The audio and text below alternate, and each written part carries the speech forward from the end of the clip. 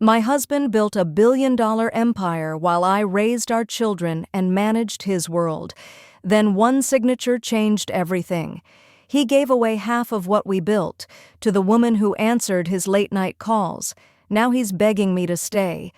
But some things, once broken, can't be bought back. If you've ever felt invisible in your own life or watched someone take credit for your sacrifices, this story is for you. Hit that subscribe button and stay until the end, because what happens next will remind you of your worth. Let's get into it. I was sitting in Le Bernardin, the kind of restaurant where they don't put prices on the women's menus, wearing a dress that cost more than my first car. It was our 12th anniversary, and my husband Devin was 2 hours late. I watched the ice melt in my water glass, watched other couples laugh and toast, watched the waiter's sympathetic eyes every time he passed my table. I wasn't even surprised anymore. That's how you know something is really broken, when disappointment becomes routine, when you stop expecting better because you've learned not to hope. My name is Rochelle Carter, though I'm starting to remember I was Rochelle Baptiste first. I'm 38 years old, and I've spent the last 12 years of my life making a man feel like a king. We met in college, Howard University, junior year. Devin was charming and ambitious, full of dreams about building something that mattered.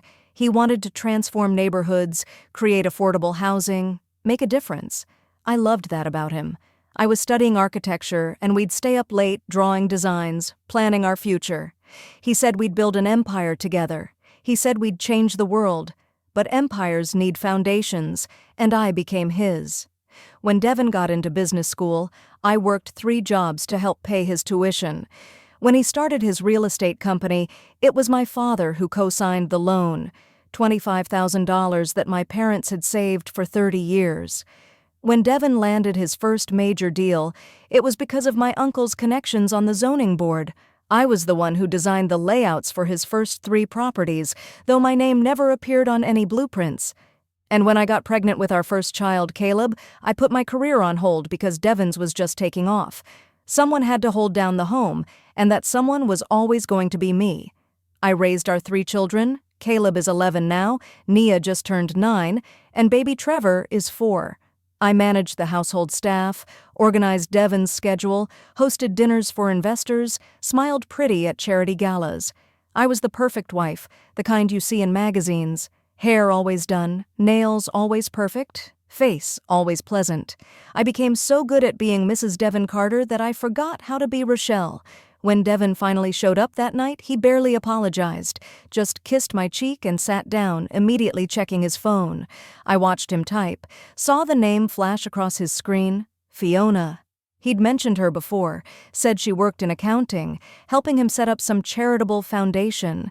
Every time I asked about it, he changed the subject or told me not to worry about business matters. He said it with a smile, like I was a child asking about adult things. 3 months later, I was looking for our son's birth certificate in Devin's home office when I found the papers.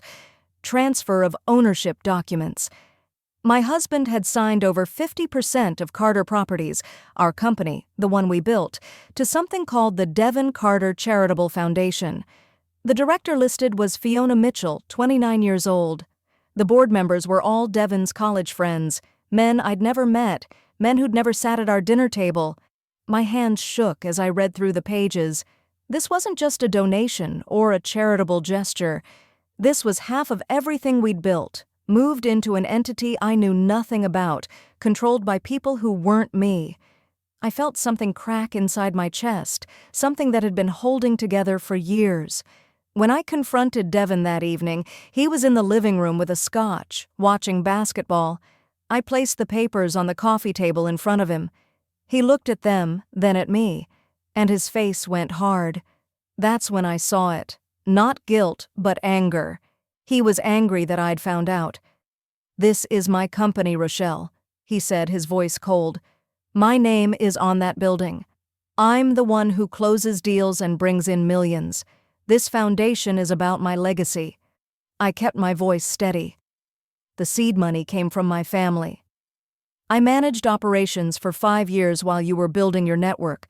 I gave up my career, my dreams, everything, For this. For us. He actually laughed, a short, bitter sound. You were doing your job as my wife. That's what marriage is. I provided for you, gave you a beautiful home, a life most women dream about. What more do you want? The word just hung in the air like poison. Just a wife. Just doing my job. As if love and partnership were nothing more than a transaction where I'd been paid in handbags and square footage. I didn't sleep that night. I lay next to a man who felt like a stranger, listening to him snore, wondering when I'd become so small in his eyes. The next morning, I took $5,000 from my personal savings, money my grandmother had left me before she died, and I hired a private investigator. I needed to know the truth, even though part of me already did. The photos came back 2 weeks later. Devin and Fiona at hotels in Miami, Chicago, Los Angeles. Devin and Fiona at a beach house in the Hamptons. Devin and Fiona at business conferences where he'd told me spouses weren't invited. The affair had been going on for 2 years. 2 years of lies, of late nights he blamed on work, of trips he said were just business. And Fiona was pregnant. 4 months along. I sat in my car in the parking garage and looked at those photos until they blurred. Then I made a call to a lawyer my college friend had recommended. Her name was Barbara Williams, and she had a reputation for destroying men who tried to hide assets. Barbara's office was downtown, filled with law books and framed degrees. She looked at my documents, at the investigator's report, at the timeline of Devin's foundation transfer. Then she smiled, the kind of smile that meant someone was about to have a very bad day.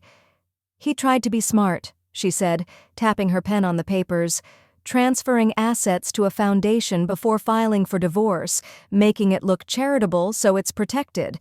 But he made a critical mistake. This transfer happened after the affair started, after he began planning his exit strategy. We can prove fraud and marital misconduct. We can prove he systematically moved marital assets to hide them from you. For the first time in months, I felt something other than pain. I felt powerful. I moved myself and the children out that weekend. Not to some apartment. I went to my grandmother's brownstone in Brooklyn, the one she'd left me in her will. Devin had always hated that I kept it, said I should sell it and invest the money in his projects. Now I understood why. It was mine. Completely, legally, only mine.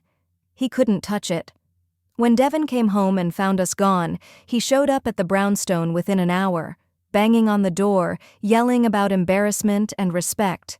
I opened it but didn't let him in. "Everyone is talking, Rochelle," he shouted. "You're making me look like a fool." I looked at this man I'd loved for 15 years and felt nothing but tired. "I'm not making you anything, Devin. I'm just refusing to be complicit in my own disrespect anymore." The next week, the news broke. Real estate mogul Devin Carter facing fraud investigation. Barbara had filed the documents exposing the foundation scheme. Social media went crazy. Business reporters called it a cautionary tale of greed and deception. Partners started pulling out of deals. Banks froze the foundation accounts. Devin's perfect image crumbled in real time, and I watched it happen from my grandmother's living room, drinking tea and feeling strangely calm. The hardest part was the children. Caleb asked why Daddy didn't come home anymore. Nia cried herself to sleep, asking if it was because of something she did. Little Trevor just kept looking for Devin at dinner time, his face falling when the chair stayed empty. I told them the truth, in words they could understand. Daddy made choices that hurt our family. Sometimes adults make mistakes, big ones, and those mistakes have consequences. I refused to badmouth their father, but I also refused to lie to protect him. They deserved honesty, even when it hurt. I put the kids in therapy, got myself a therapist too. Started learning how to be a person again, not just a wife and mother. And one day, I opened the boxes I'd packed away 12 years ago. My architecture portfolio, my sketches, my dreams. My old professor from Howard, Professor Graham, remembered me. Said I was one of the most talented students he'd ever taught. He connected me with a nonprofit looking for someone to design a community center. The pay was terrible compared to what Devin spent on a single dinner, but I took it. I stayed up late drafting plans, remembering why I'd fallen in love with creating spaces in the first place. When I finished the design and presented it, I cried.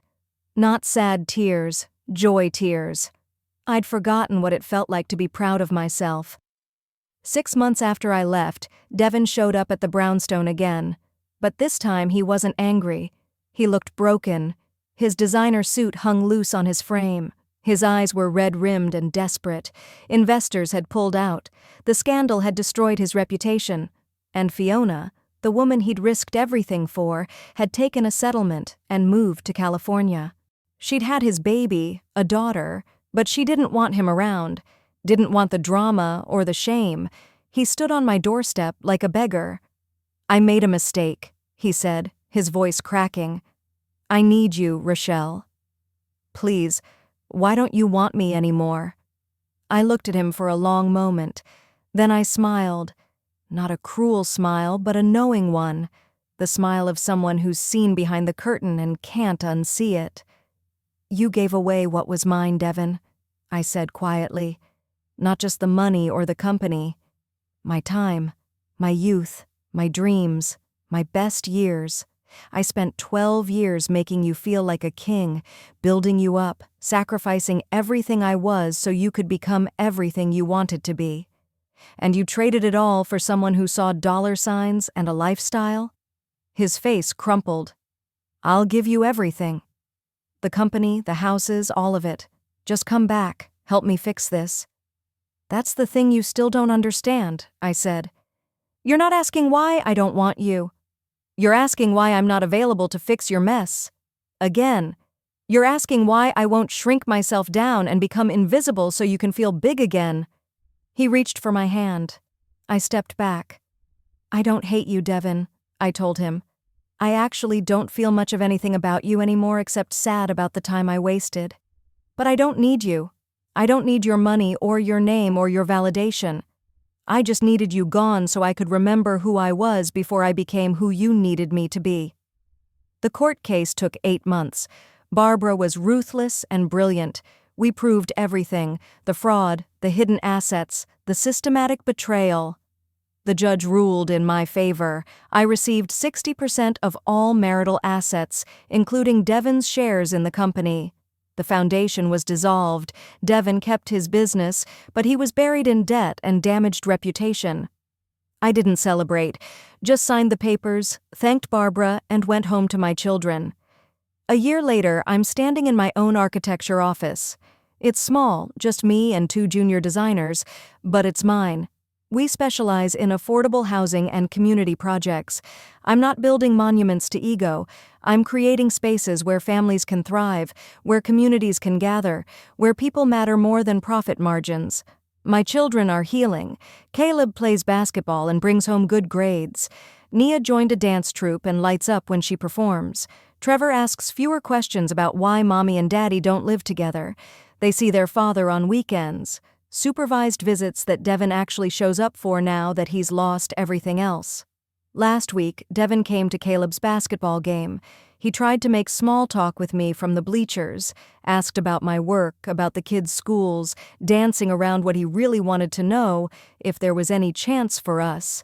After the game, as we walked to our cars, he asked one final question. "Do you ever think about us? About what we had?" I looked at him, really looked at him, and felt nothing but a dull ache for time I'll never get back. "I think about who I was when I was with you," I said honestly, "and I thank God every single day that I'm not her anymore. That woman was dying slowly, shrinking a little more every day, losing pieces of herself until there was almost nothing left. You didn't kill her, I let her die. But I'm not making that mistake again." He stood there in the parking lot, looking lost. I got in my car and drove away, watching him disappear in my rearview mirror. It felt like closing a book I should have finished years ago. This morning, I stood in front of my first completed building, a community center in the neighborhood where I grew up. There's a dedication plaque with my name on it. Rochelle Baptiste Carter, architect. My name, my work, my legacy. I thought about everything I'd lost. The years, the marriage, the life I thought I was building. But standing there, looking at something I'd created from nothing, something that would serve my community for generations, I realized I hadn't lost anything. I'd paid tuition. Expensive, painful tuition in a school that taught me the hardest lessons about worth and power and the cost of making yourself small. Devin asked why I didn't want him anymore. The truth is simpler and sadder than he could understand. I didn't need him to build an empire. I didn't need him to be successful or happy or whole. I just needed him to get out of my way so I could finally see what I was capable of becoming. And now that I know, now that I've tasted freedom and remembered my own strength, I could never go back to being the woman who waited 2 hours in a restaurant, making excuses for someone who saw her as just a wife. Some things, once broken, can't be bought back. And some women, once awakened, can never be put back to sleep.